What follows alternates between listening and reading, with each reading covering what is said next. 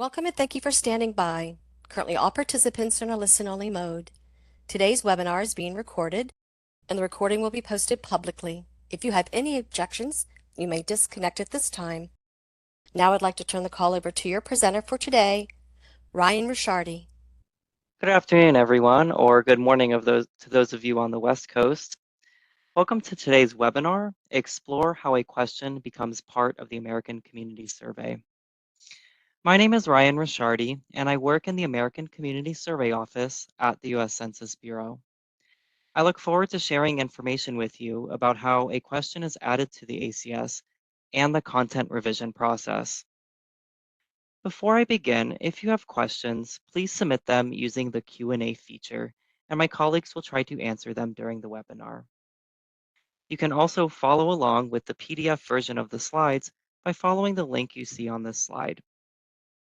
Also, today's webinar is being recorded, and the recording will be available online after the webinar. Before we talk about the ACS, let's start with a quick overview of the U.S. Census Bureau as a whole. The Census Bureau is the largest of 13 primary federal government statistical agencies. Our mission is to serve as the nation's leading provider of quality data about its people and economy. We strive to provide the most up-to-date, useful, quality data and products while minimizing cost as much as possible. While most people are familiar with the decennial census, we also conduct more than 130 censuses and surveys of households and businesses across the nation each year. This includes the American Community Survey and more than 30 other household surveys. There are also over 60 economic programs. Of these, the economic census is the largest and most comprehensive. There is also information on our nation's public sector provided by the Census of Governments. Let's now go over today's agenda. I will first provide an overview of the American Community Survey. I will talk about a few high-level features of importance about the ACS, including the history of the survey, the topics available, and the geographies covered. Then, I will explain the process for how a question is added to the ACS and how existing questions are revised. I will conclude by providing you with some resources for learning more about the survey. The American Community Survey, or ACS, is the premier source of detailed information about the nation's people and housing. The survey samples approximately 3.5 million addresses each year. These data are collected continuously throughout the year to produce annual social, economic, housing, and demographic estimates for communities throughout the United States and Puerto Rico. The estimates cover more than 40 topics. The ACS collects this detailed information each year that was previously collected by the decennial census each decade. Information from the ACS generates data that help inform how trillions of dollars in federal funds are distributed each year, supporting more than 300 known federal uses and countless non-federal uses. ACS data are timely because they are released the year immediately following the year in which they were collected. The ACS creates period estimates, which means they represent the characteristics of the population and housing over a specific data collection period. The ACS release estimates for 1-year and 5-year periods. After years of extensive testing, the ACS was fully implemented in 2005. The first ACS 1-year estimates were collected in 2005 and released in 2006. The first 5-year ACS estimates were collected between 2005 and 2009 and released in 2010.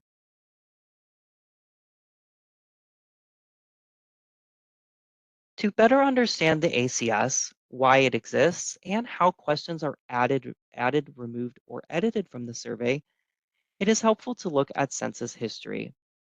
The first U.S. Census was conducted in 1790 and occurred every 10 years. Between 1790 and 1930, every household was asked the same set of questions. From 1940 to 2000, every household was asked short-form questions, and a sample of households were asked long-form questions. As their names suggest, the short form included only basic questions, while the long form asked much more detailed questions. This long form approach worked well initially, but the data became outdated as the decade progressed. In the early 1990s, demand from a wide variety of users for current nationally consistent data led federal government policymakers to consider the feasibility of collecting social, economic, and housing data continuously throughout the decade. This approach was eventually called the American Community Survey, or ACS for short. In 2000, a large-scale demonstration of the ACS was conducted. The ACS was then fully implemented in 2005 and began collecting data for all of America's communities each year. In 2010 and moving forward, the decennial census is only a short form sent to all households because the ACS now collects information each year that was once collected by the long form each decade.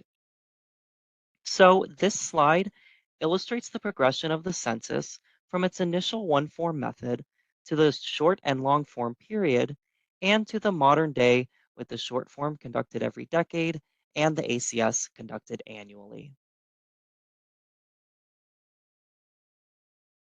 The questions asked on the ACS create data that can be grouped into four main types of characteristics: social, economic, demographic, and housing.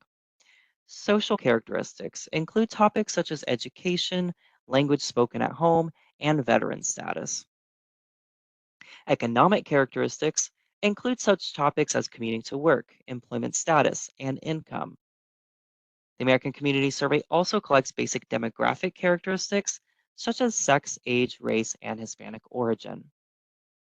Housing characteristics include topics such as computer and internet use and housing costs. In addition, we have new housing topics from new questions added in 2025: electric vehicles, solar panels, and public sewer connectivity. I will show electric vehicles as an example throughout this presentation. Data for these new topics are planned to be released in 2026. All the topics on the ACS are used to produce more than 1,000 tables for local communities each year. One of the determining factors for adding a question to the ACS is the need for data for certain, usually small geographies. The image on this slide shows some of the geographies for which ACS data are produced and the relationship between them. Lower geographic areas fit neatly within the larger areas directly connected with lines. For example, school, congressional, and state legislative districts fit neatly within states and do not cross state boundaries. However, they may cross boundaries of counties or metropolitan areas. In this visualization, you can also see the smallest geographic building block is the block group that includes between 600 and 3,000 people each. The ACS's unique ability to report on a wide range of geographies is what gives it such a broad appeal.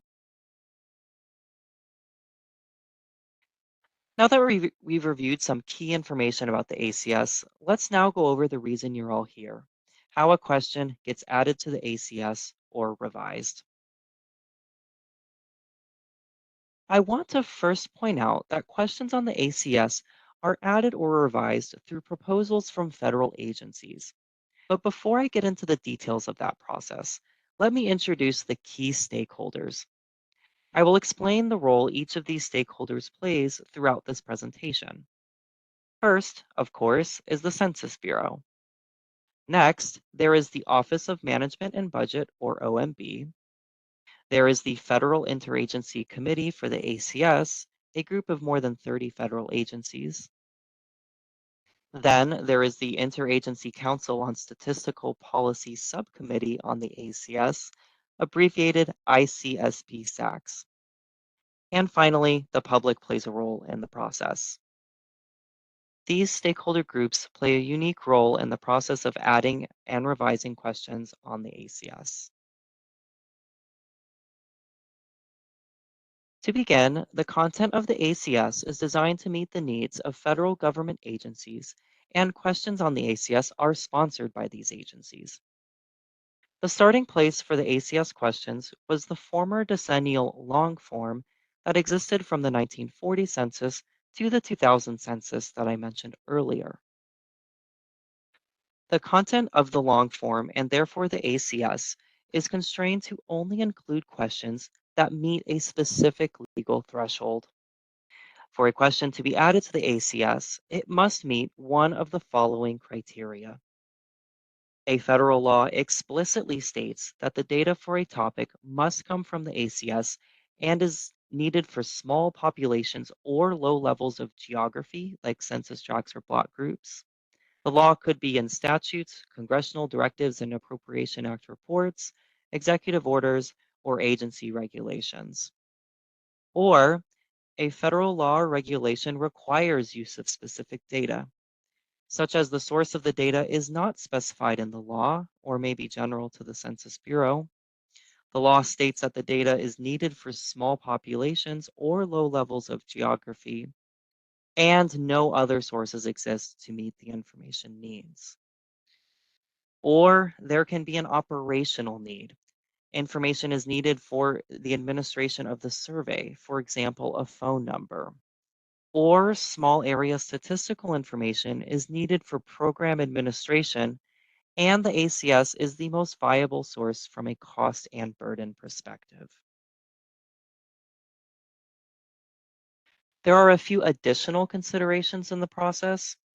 When adding or revising a question from the ACS, the Census Bureau and OMB will consider issues like the frequency of data need, level of geography needed, whether any other data source would meet the need, and respondent burden. There are four major phases in the process for adding or revising questions to the ACS. These four phases are proposal, testing, evaluation, and decision. This process is used to determine the best wording, format, or placement of proposed new questions or revisions to existing questions on the ACS. We also consider changes to processing and fielding of new content into data collection operations. This process is typically conducted every 5 years. This is due both to the effort and budget required to thoroughly test content changes to the ACS and also to avoid too many changes to content that could impact the continuity of estimates. And now I will dive into each of these. First, a federal agency can propose a new or revised question at any time. This request includes the rationale for the change or the issue that is trying to be corrected, the federal law associated with the request, initial ideas for the question change, and the impact on respondents because of the change.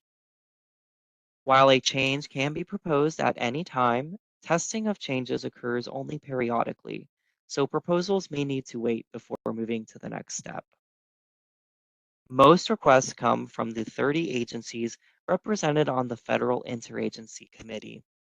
The agencies in this committee have various levels of data needs to be carried out through the ACS. Because federal agencies are often the ones requesting a question to be added to the ACS to fulfill some statutory or legal requirement, their representation on this Federal Interagency Committee is vital.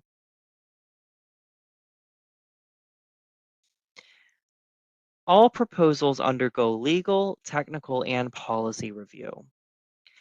Legal review refers to a review of the laws referenced to verify that they meet this threshold for inclusion on the survey. This is primarily for new questions, but all proposals are reviewed. Technical review involves Census Bureau subject matter experts reviewing the rationale for the request, proposed questions, and an assessment of technical feasibility for implementation. The policy review is a review by the ICSP SACS. The subcommittee reviews the proposal justifications, considers other surveys and alternative data sources, and discusses the relative merits of the proposals, considering how the proposal benefits the entire federal statistical community. They also consider respondent burden when entertaining the addition of questions. Based on their review, they make a recommendation to the Census Bureau and OMB on whether the proposal should continue to the testing phase. And so the next phase is the testing phase. In content development, we develop wording options. Subcommittees are formed from federal agencies who have an interest in the data. They are often subject matter experts on the topic.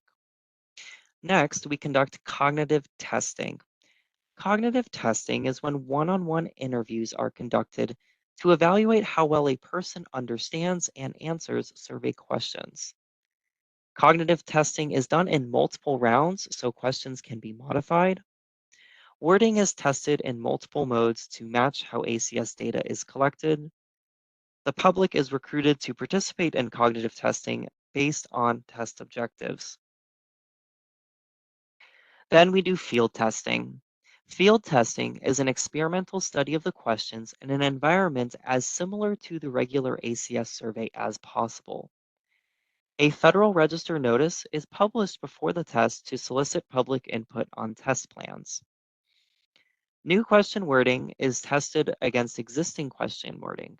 This is sometimes referred to as A/B testing or split panel testing.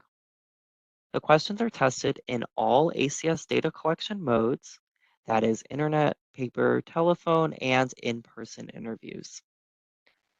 Unlike the regular ACS survey, a follow-up re-interview is also conducted to assess respondent reliability. In the evaluation phase, Census Bureau staff conduct statistical analysis of the field test. Analysis plans are developed in the testing phase and guide this analysis. Analysis typically includes comparisons of metrics like benchmarks, which are used to compare estimates from the field test to similar estimates from other established surveys. Comparing to benchmarks allows us to tell if our results are grossly different from other sources, as well as other metrics like item non-response, response distributions, response reliability, and other topic-specific analysis. Things like write-in length comparisons, how often an error message has to be shown, or how often mistakes are made following skip patterns on paper questionnaires. Federal agencies are also part of this evaluation process. Members from other federal agencies who serve on the topical subcommittees also review the results and formulate a recommendation. In the decision phase, recommendations are presented to the ICSP SACs for input. The Census Bureau then publishes Federal Register notices to let the public know of the proposals to change questions on the ACS. The public can provide feedback on the proposed changes at any time. OMB reviews the request for changes, including the practical utility of the data. During their review, OMB will seek to minimize respondent burden. The Census Bureau then implements changes approved by OMB.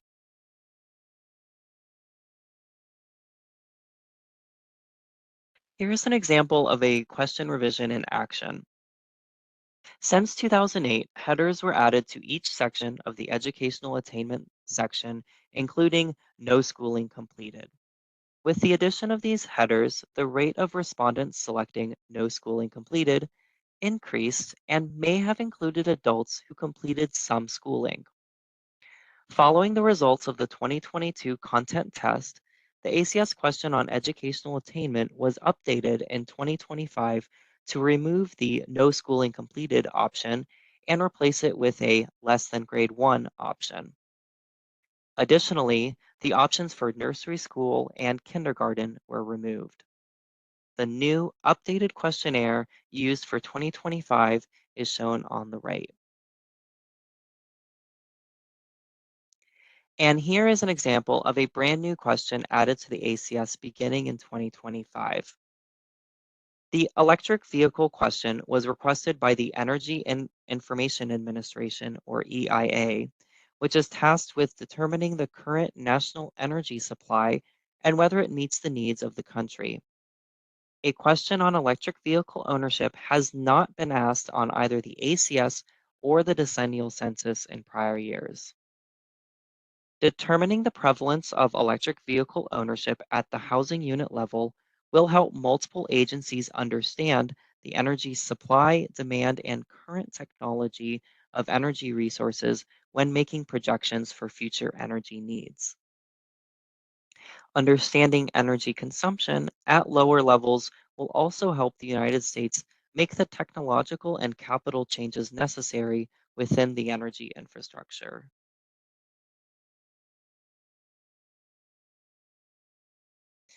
Now, I would like to provide you with some resources for learning more about the ACS in general. First, we have the ACS main page, which is a great tool to start with if you have questions about the ACS. This page can be found by going to census.gov, selecting Surveys/Programs, then selecting ACS, or simply go to census.gov/ACS. The ACS website contains a wealth of information about the survey, data products, tools for data users, and other helpful information. A great resource to learn more about why we ask each question is through our appropriately named Why We Ask webpage series. This interactive web series explores the required purposes for each question and explains how the question is used to help communities. On these pages, you can also see the question exactly as it appears on the form. For each topic, you can browse some of the most popular results from that question. We also provide information on the origin of the question, how we protect your privacy, and how ACS statistics help communities. You may also be interested in viewing sample ACS forms and instructions. We have a record of all ACS questionnaires throughout the survey's history. Household and group quarters versions are available in both English and Spanish in PDF format. You can also find the instruction guides on this page as well. Another useful page is our ACS Content Changes page. This web page explains the content change process I discussed today in even more detail. It also includes links to the policy for adding new content to the ACS, as well as other important documents relevant to the content change process. Here, you can also find content test evaluation reports archived by year and links to other archived projects of importance. Perhaps the most detailed document of use to you may be our ACS Design and Methodology Report. Our most recent report, our most recent Design and Methodology Report was published in December 2024. It contains detailed methods and procedures related to the ACS. Specifically, Chapter 5 is on the content development process and is the chapter most applicable to how a question becomes part of the ACS. On this page, you can also find links to previous archived versions of the Design and Methodology Report. Before we wrap up today's webinar, we'd like to invite you to stay in touch with us. You can access ACS data through data.census.gov, the Census Bureau's main data dissemination platform. You can also tell us how you use data from the American Community Survey. Have you or your organization used the ACS to make an important decision, help your community, or expand your business? If so, we'd love to hear about it. Please share your story with us to let us know how you use ACS data. You could also be featured on our website. You can also browse other people's data stories on this page as well. Also, consider joining a group we have specifically for users of ACS data, known simply as the ACS Data Users Group. The group includes a website and online community with over 7,000 members where you can share messages, materials, and announcements related to the survey. Membership is free and open to all interested ACS data users. Finally, you can sign up for and manage email updates from the ACS. Our monthly events and updates email will alert you when new materials are available, and you'll stay updated on our data releases.